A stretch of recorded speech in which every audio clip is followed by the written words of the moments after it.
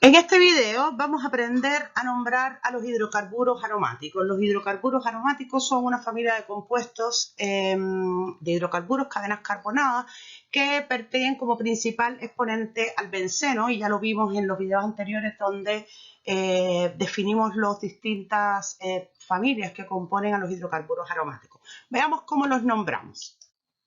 Teniendo en cuenta que el principal exponente de los hidrocarburos aromáticos es el benceno, es su forma más sencilla a nivel estructural, que es solamente un anillo de 6 miembros que presenta dobles enlaces conjugados, es decir, dobles enlaces alternos.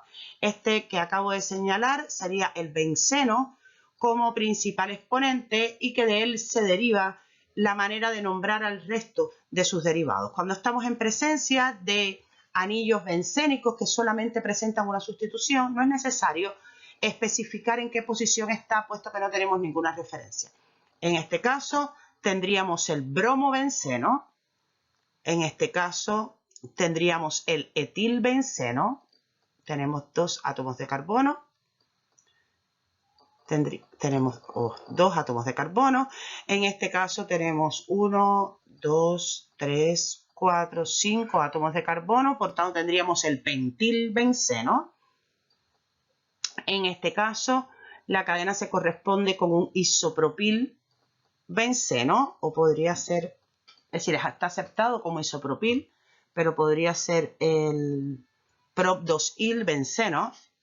En este caso tenemos 1, 2, 3, 4, 5, 6, 7, 8. Tenemos un octil que está unido por el carbono número 2, por tanto tendríamos un oc-2-il-benceno. Y así sucesivamente, en la medida en que tengamos bencenos monosustituidos, nombraríamos el sustituyente exactamente como hemos aprendido hasta ahora, y donde la raíz de la palabra sería benceno, sin necesidad de especificar la posición del sustituyente. Veamos qué pasa cuando el benceno está disustituido. Cuando el benceno está disustituido, existe una nomenclatura de referencia. ¿A qué nos referimos con eso? ¿De qué estamos hablando? Por ejemplo, cuando en nuestra referencia marquemos este sustituyente R como referencia, y a partir de ahí, si tenemos otro sustituyente en esta posición, decimos que está en posición orto con respecto al radical de referencia. Si está en esta posición, decimos que está en posición meta con respecto a esta referencia.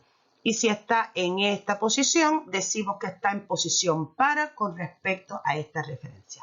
Es uno con respecto al otro. Por ejemplo, si yo tengo un anillo bencénico, vamos a dibujarlo así, que es lo mismo, y tengo esta sustitución, yo digo que esto es un benceno para sustituido. Si tengo las sustituciones en esta posición, yo digo que este es un anillo bencénico que está meta sustituido.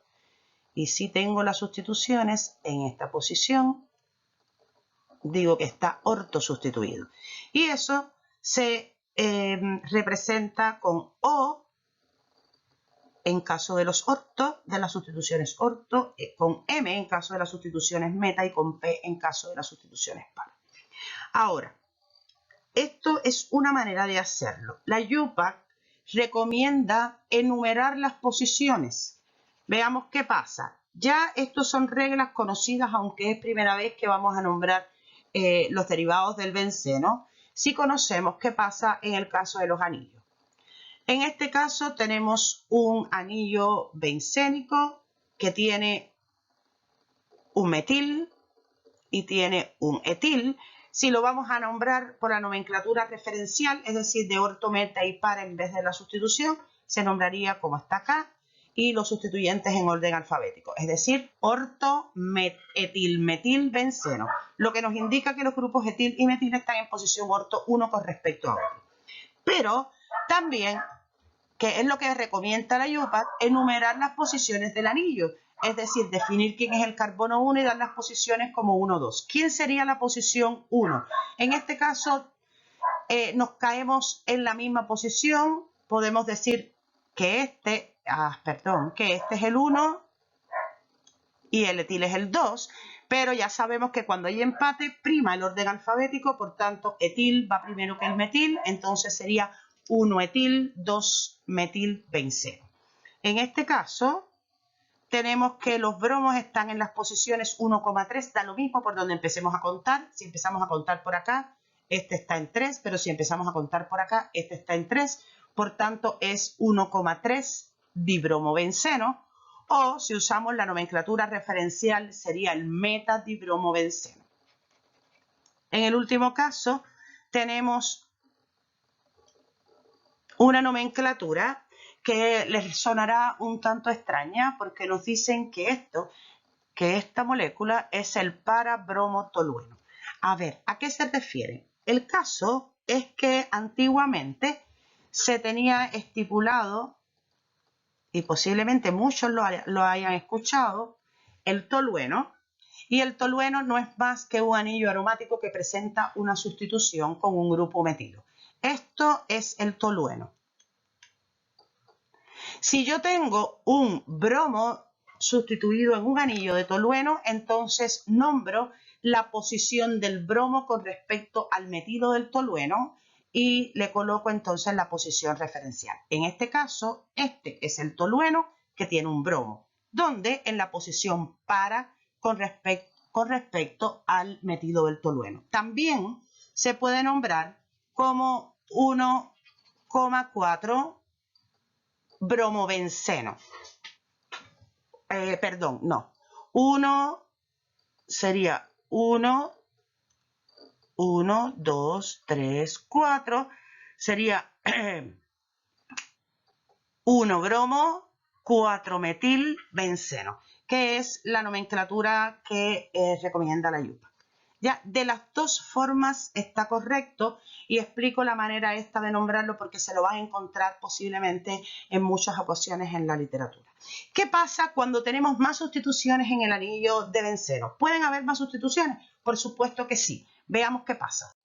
Acá hay varias moléculas, muchas moléculas, algunas no las vamos a resolver todas, vamos a resolver algunas de ellas, casos especiales para determinar el conteo. Entonces, veamos, por ejemplo, en este caso. En este caso tenemos un bromo que está tetrasustituido, tiene 4 sustituciones. ¿Qué sustituciones tiene? Tiene un etil, un metil, un etil y un propil. ¿Quién es el carbono 1? Recordemos que cuando hablábamos de los ciclos se enumeraba de manera que las sustituciones tuvieran la numeración más baja, es decir, que la suma de los sustituyentes nos diera el valor más bajo. Así que invariablemente la manera de nombrarlo va a ir de aquí para allá o de allá para acá, pero nunca va a pasar por este lado porque entonces nos va a quedar mucho más alta la numeración. Entonces, podríamos definir que o este es el carbono 1 o este es el carbono 1. Y en los dos casos tenemos un etil. Bueno, nos vamos al orden alfabético. Etil y etil están empatados, vamos al desempate. Nos fijamos en este y nos fijamos en este. Acá tenemos un metil y aquí tenemos un propil. ¿Quién gana? Por orden alfabético, el metil. Por tanto, acá tenemos el carbono número 1. Tenemos el carbono número 1, 2, 3 y 4. Y ahí nombramos. Tenemos 1,4 etil, 2 metil, 3 propil benceno. ¿Ya? En este caso tenemos una trisustitución donde igual tenemos empate. Nos vamos a, porque es lo mismo contar de aquí para allá que de allá para acá, nos vamos al desempate por orden alfabético. Así que aquí tendríamos el 1-etil, 2,3 dimetil benceno. ¿Está bien? Yo creo que con eso ya vamos a quedar claros. Veamos qué pasa acá. Acá tenemos un 1, 2. En 1 tenemos un cloro, en 2 tenemos un sustituyente de sustituyentes que es un 1, 2, 3 y 4. Por tanto, tenemos un 3 cloro,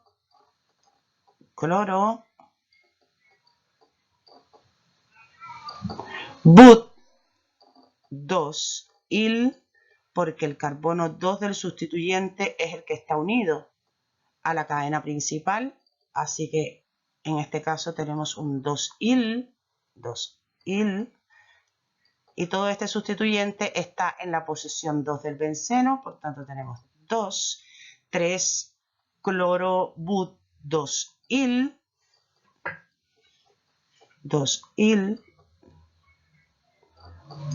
1 cloro, estaría aquí, 1 cloro, no, va después, porque cloro but va primero, por tanto tendríamos el 2, 3 clorobutano, clorobut 2il, 1 cloro benceno. 1 cloro benceno. ¿Ya? Entonces, esa es la dinámica para nombrar los compuestos, los hidrocarburos que son derivados del benceno. A partir de ahí jugamos exactamente con las mismas reglas que conocemos hasta ahora. Veamos qué pasa cuando tenemos, por ejemplo, en este caso que tenemos un triple enlace, una cadena, un sustituyente largo con un triple enlace. En este caso sería un benceno que tendría unido un 1, 2, 3, 4, 5, 6, 7. Tendríamos un 5-in 2-il benceno. Entonces vamos jugando con las mismas reglas con las que hemos trabajado hasta ahora en los anteriores, en los compuestos anteriores, teniendo en cuenta que en este caso el benceno sería, el anillo bencénico sería la cadena principal y la manera de nombrarlos sería benceno al final del nombre. ¿Está bien? Bueno, hasta acá les dejo estas estructuras para que estudien, para que las nombres, para que ensayen y que luego corroboren en la medida que puedan, corroboren que estén correctas los nombres que hayan elegido. Acá les dejo entonces nombres para que ustedes dibujen las estructuras correspondientes.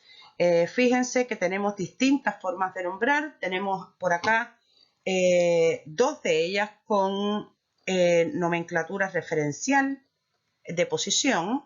Acá tenemos un para, acá tenemos un orto. Entonces, practiquen ambas formas de nombrar estos compuestos. ¿Está bien? Bueno, nos vemos en el próximo video. Chao.